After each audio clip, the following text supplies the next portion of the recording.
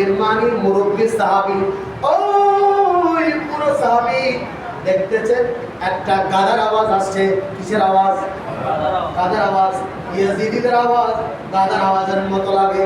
গাধার আওয়াজ মানে ইমাম আলী মাকামের পরাজয়ের স্লোগান দিয়ে দিয়ে যাচ্ছে নাউজুবিল্লাহ। আওয়াজ সময় সাইয়েদনা কম বলছেন, দেখো এই গাধার আওয়াজ কাদের?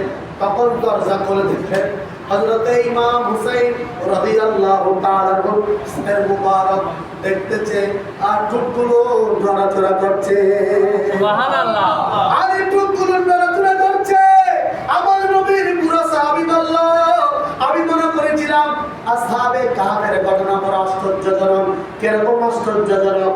আসহাবে কাহফের 7 জন আল্লাহর ওলি, যাদের নামগুলো ঘরের কোনায় কোনায় লটকাইয়া দেওয়া হয়, যাদেরকে জিন ভূত ভয় পায়।